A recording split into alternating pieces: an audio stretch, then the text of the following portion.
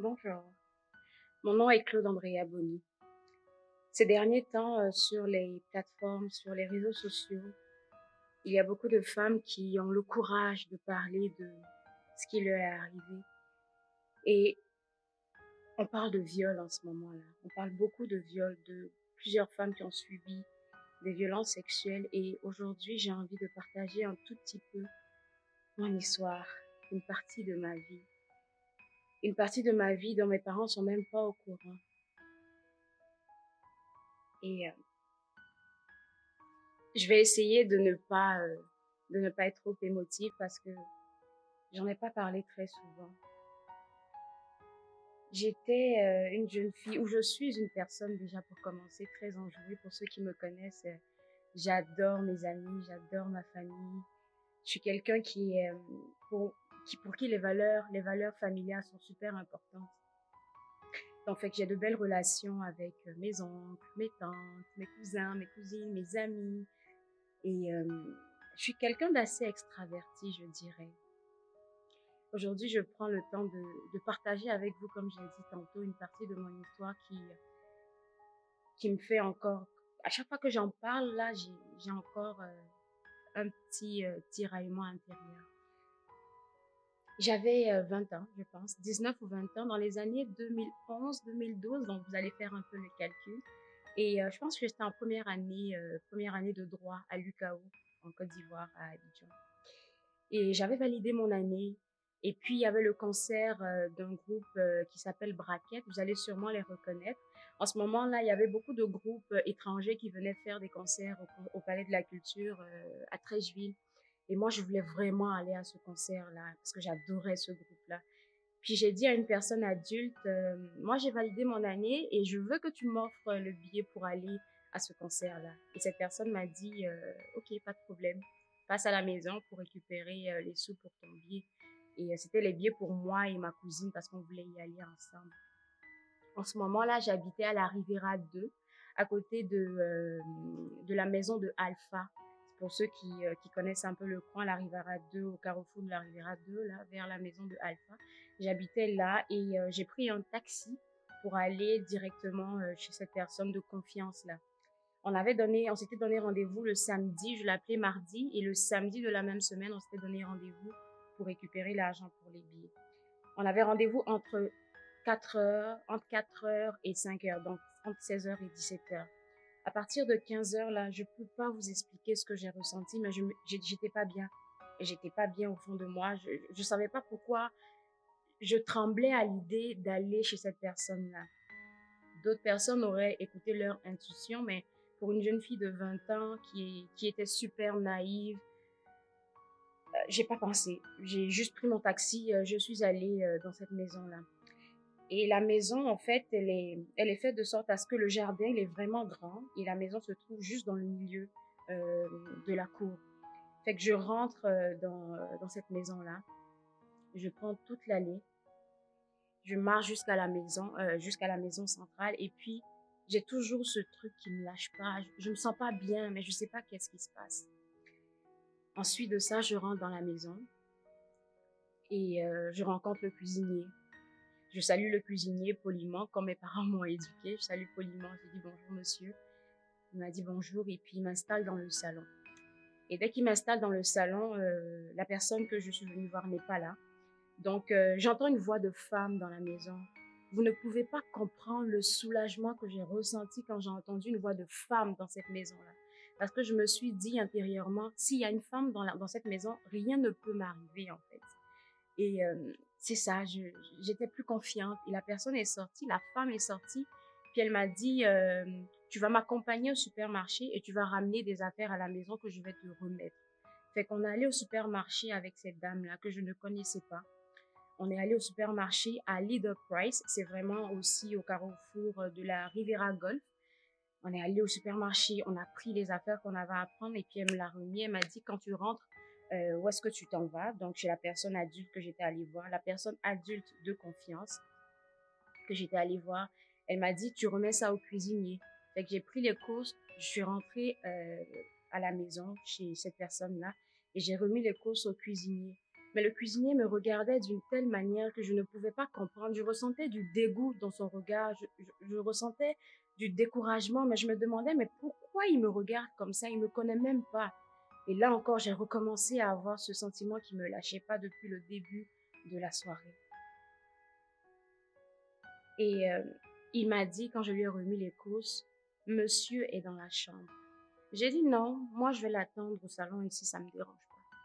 Il m'a regardé, il m'a dit, monsieur dit de vous dire qu'il est dans sa chambre. Donc je me suis dit, il peut rien m'arriver. C'est pas possible. Ce que je ressens là, c'est pas possible. Donc j'ai pris les marches dans le couloir. J'ai commencé à marcher. J'en parle là, j'ai encore des frissons. Je fais pas ça juste pour. Je déteste être vulnérable. Je déteste ça, sincèrement. Donc si je le fais, c'est que vraiment, j'ai vraiment envie de partager ça avec vous. Alors je marche dans le couloir et la porte de sa chambre était ouverte, cette personne-là. Et je rentre dans la chambre, je trouve une chaise dans la chambre, je m'assois sur la chaise. La personne était au téléphone en train de parler avec quelqu'un d'autre et puis il me fait un signe de la main comme quoi assieds-toi sur le lit. J'étais comme, c'est quoi cette histoire? Mais j'étais un peu comme tétanisée, paralysée et je me suis assise à côté de lui sur le lit. Et là, c'est là que je pense que j'ai eu la confirmation de tous mes doutes parce que il a touché ma cuisse. Et quand il a touché ma cuisse, j'ai crié, tonton, qu'est-ce que tu fais? Vous avez sûrement dû comprendre, c'était mon oncle en fait. Et quand je dis mon oncle, c'est pas l'un des frères de mon père, c'était un ami à mon père. Un ami qui, selon moi, il m'avait vu quand même un peu grandir. Il m'a vu devenir femme. Donc c'est pas possible qu'il puisse avoir des gestes comme ça me concernant. Donc il m'a touchée, j'ai dit, tonton, qu'est-ce que tu fais? Puis il m'a juste demandé, est-ce que tu es vierge? Je voulais pas répondre à cette question-là, parce que c'était pas ses oignons, déjà pour commencer. Et puis, finalement, il m'a dit, oh, regardez, je tremble. Et puis il m'a dit, je vais pas le dire à ton père. Et puis je lui ai répondu, non, non, je suis pas vierge. Comme la conversation commençait à devenir un peu bizarre, j'ai dit, je veux boire de l'eau. Il m'a dit, ok, va à la cuisine. Tu vas boire de l'eau, tu vas prendre un verre d'eau. Tout ça pour échapper à cette atmosphère assez bizarre qui était là en ce moment.